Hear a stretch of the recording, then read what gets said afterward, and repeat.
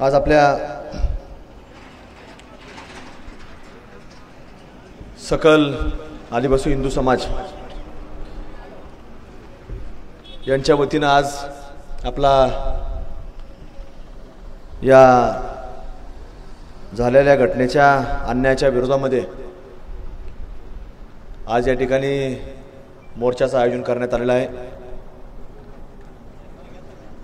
त्या मोर्चाच्या निमित्तानं आपल्याला संबोधित करण्याकरता मंचावरती उपस्थित असणारे ज्यांनी आता आपलं मनोगत व्यक्त केलं असे आपल्या भागाचे लोकप्रिय आमदार आदरणीय अमोल दादाजी खताळ साहेब, त्याचप्रमाणे मारुतीराव मेंगाळ साहेब, योगेशजी सूर्यवंशी व उपस्थित असणारा सर्व सकल आदिवासी हिंदू समाज, आपण सकाळपासून आपल्या अनेक मान्यवरांनी आपल्याला मार्गदर्शन केलं, मनोगत व्यक्त केलेलं आहे।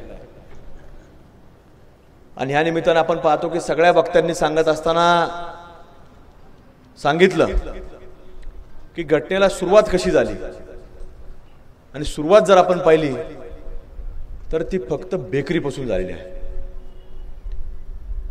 आणि बेकरी सुरू करत असताना आपल्याला पहिल्यांदा की चांगल्या गावामध्ये काहीतरी नवीन सुरू होतंय, जरा काही लोकांना वाटतं की आता बेकरीचे पदार्थ खाल्ले पाहिजेत। हळूहळू तिथं लहान मुलं जातात, पुरुष मंडळी जातात, आणि मग कुठंतरी कोणी नसलं उपलब्ध तर महिला भगिनी सुद्धा तिथं काहीतरी बेकरीचे आयटम आणण्याकरता पुढाकार घेतात, जाऊन येतात।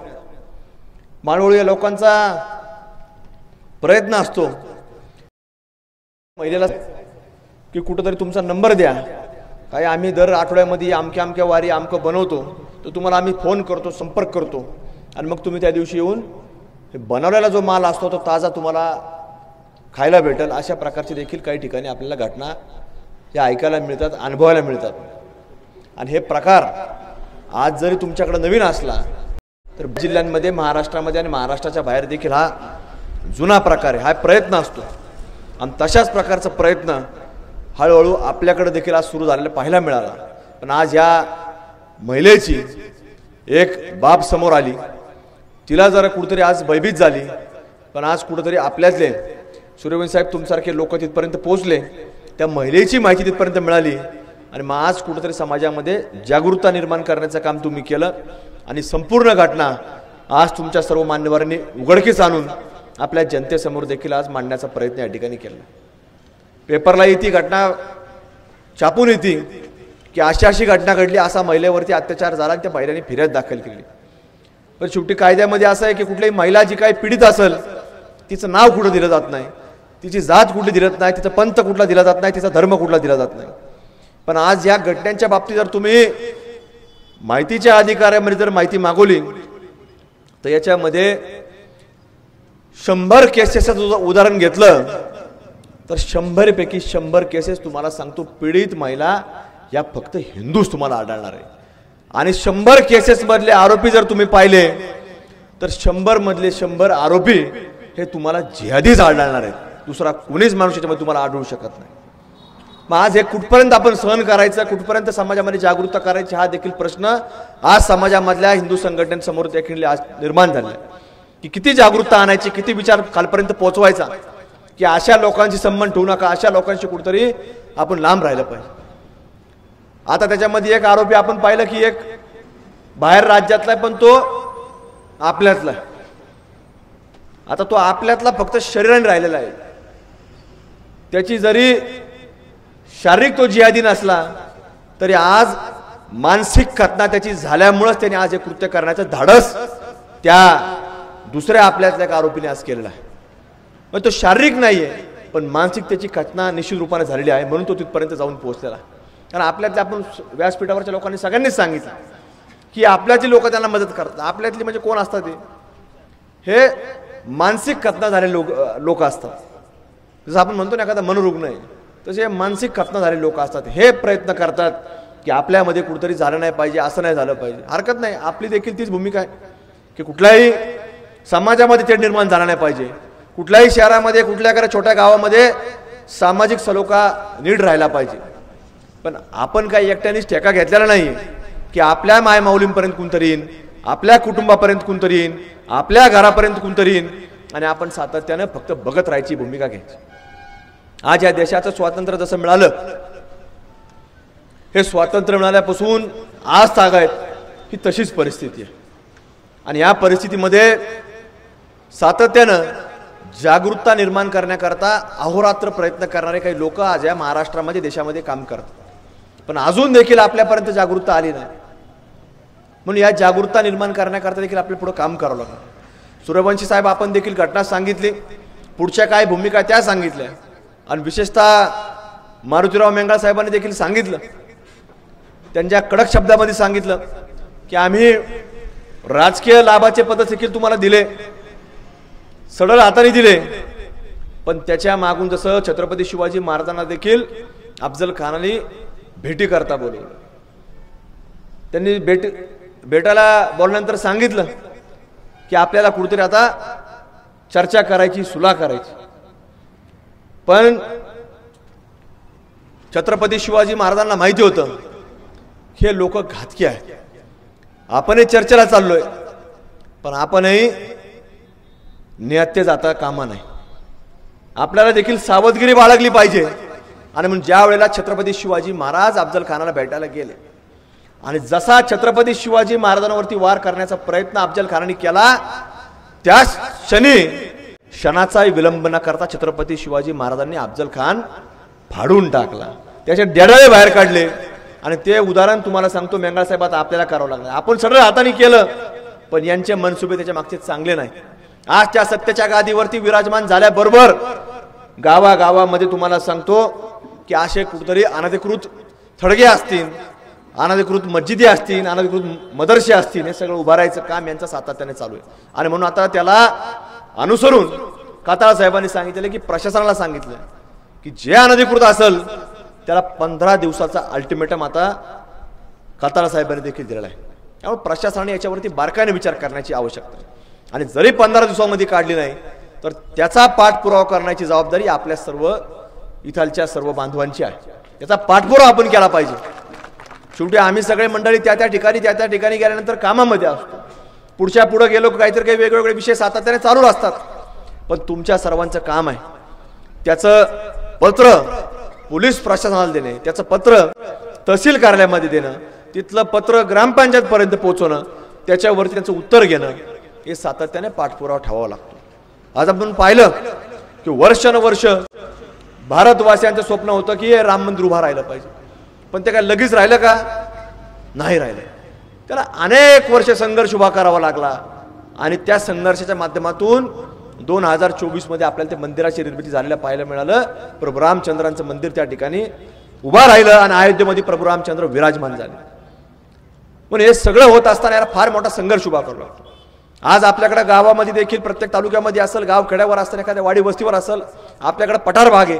आणि पठार भागामध्ये आता आपल्याला पाहिलं तर ही लोकसंख्या अचानक रातोरात वाढायला लागली. हे लोक बाहेरून यायला लागले.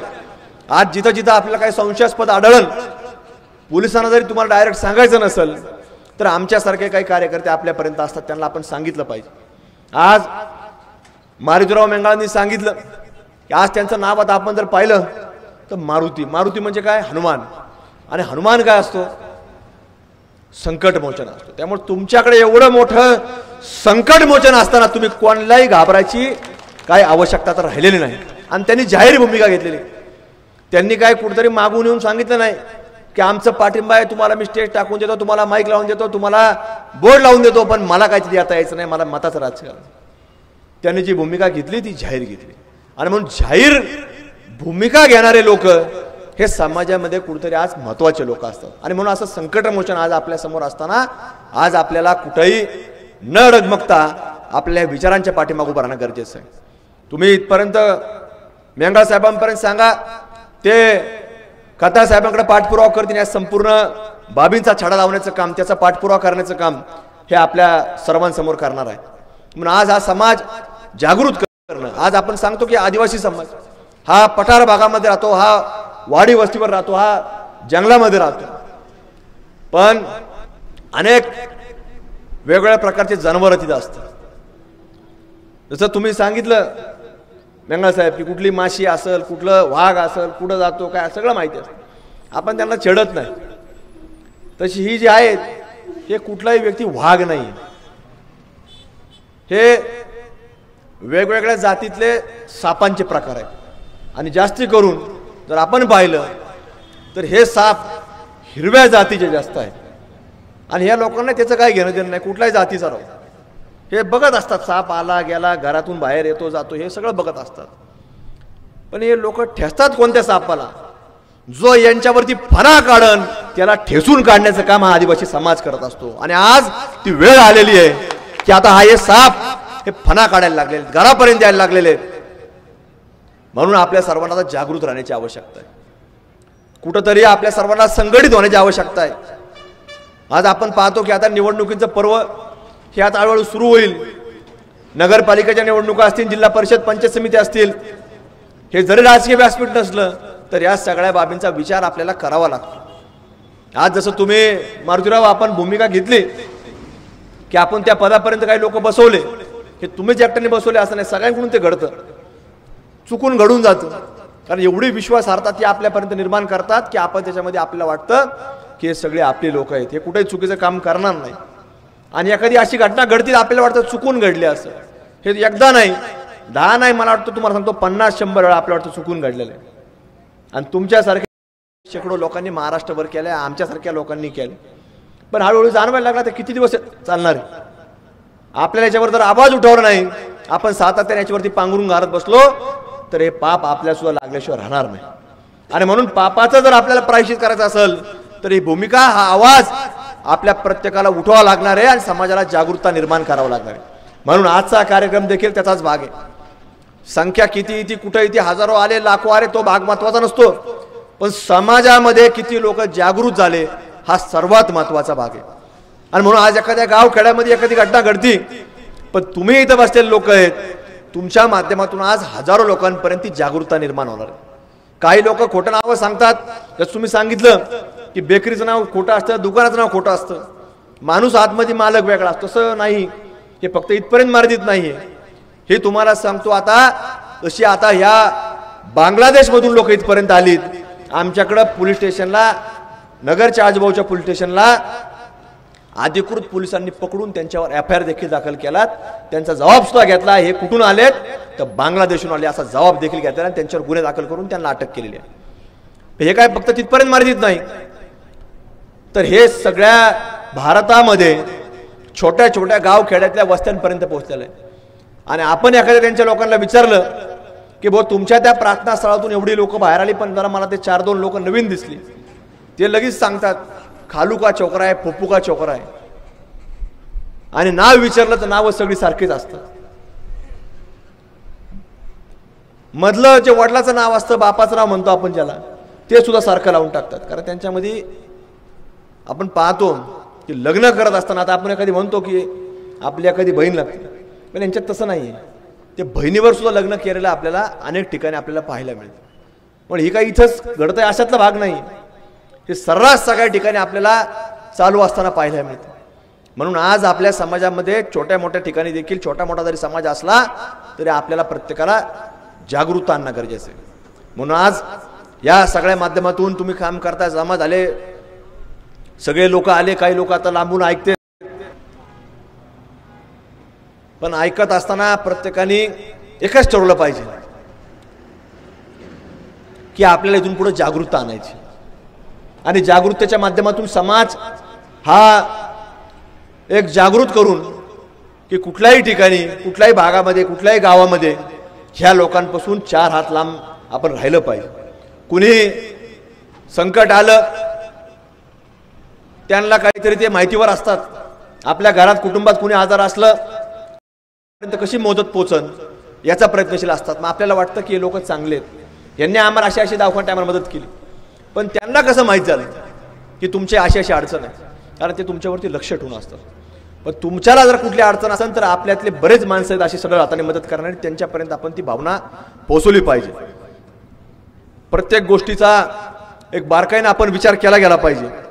आणि या माध्यमातून आज तसं पाहायला गेलं तर पोलीस प्रशासनाकरता फार मोठं आव्हान आहे की अद्यापपर्यंत तुम्हाला आरोपी सापडला नाही. हे आज पोलिसांचं तसं पाहायला गेलं तर हे फार मोठं अपयश ज्याला म्हणावं लागेल की आज मोर्चाच्या अगोदर तसं अपेक्षित होतं की आरोपी तुम्ही जेरबंद करता, पण अजून तुम्ही तो केला नाही. याच्यामध्ये पोलिसांची देखील भूमिका ही दुटप्पी म्हणा किंवा संशयास्पद म्हणा हे आपलं अशी म्हणायला काही हरकत नाही. त्यामुळे पोलिसांनी देखील जसं खतासाहेबांनी सांगितलं की 15 दिवसामध्ये अनधिकृत जे काय असेल ते काढा.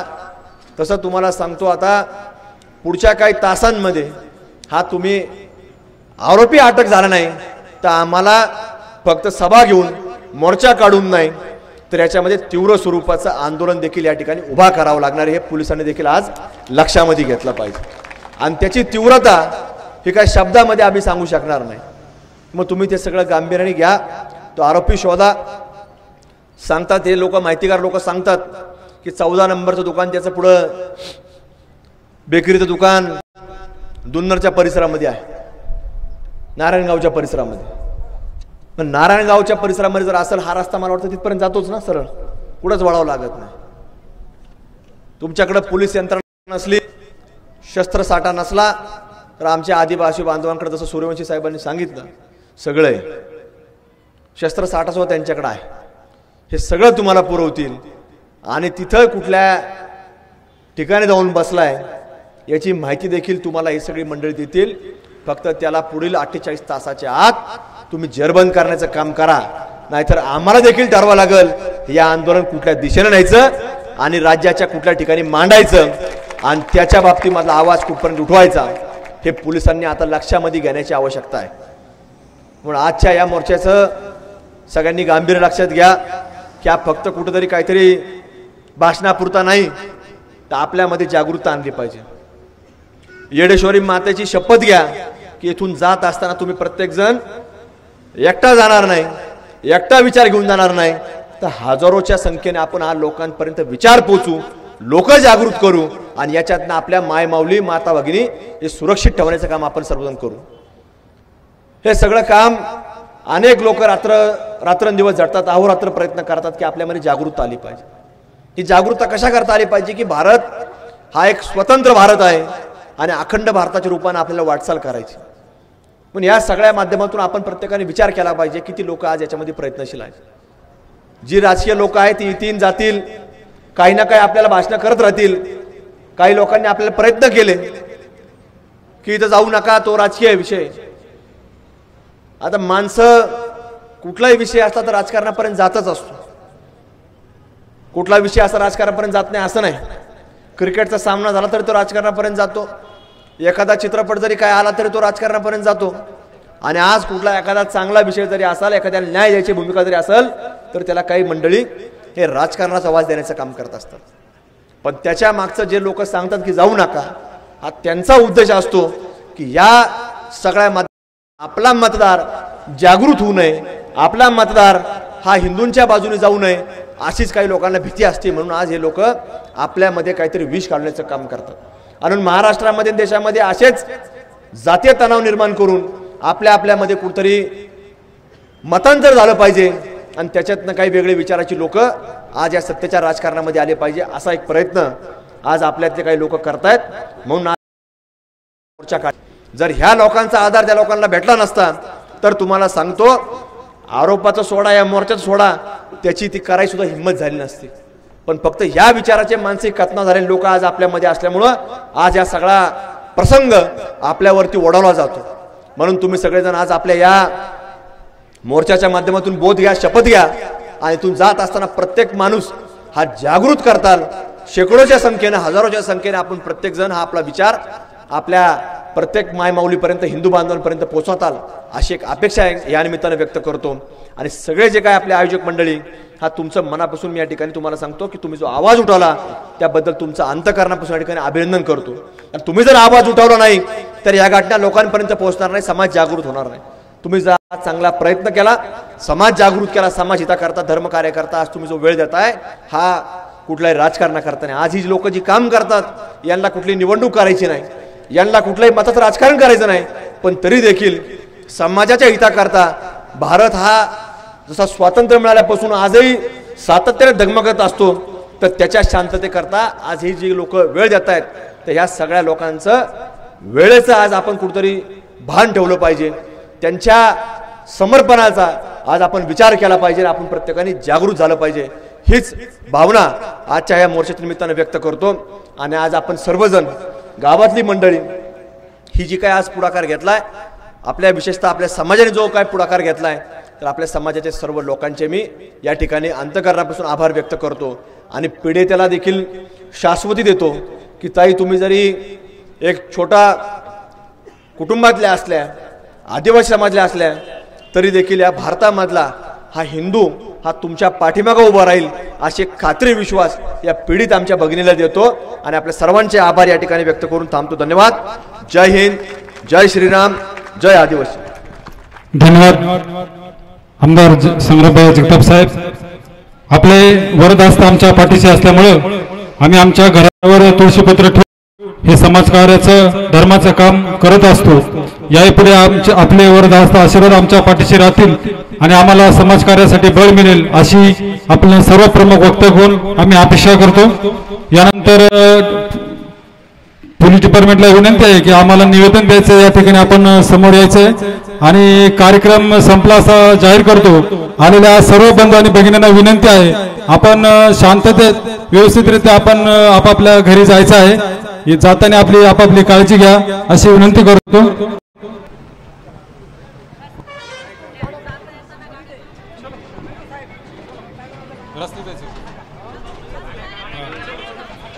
सर्व कार्यकर्त्यांना विनंती आहे, येत्या जातीने रस्त्यावर गाड्या बघा, सिंगल लेन आहे, रस्ते क्रॉस करताना आपण सर्वांनी शांततेत हळूहळू जावे.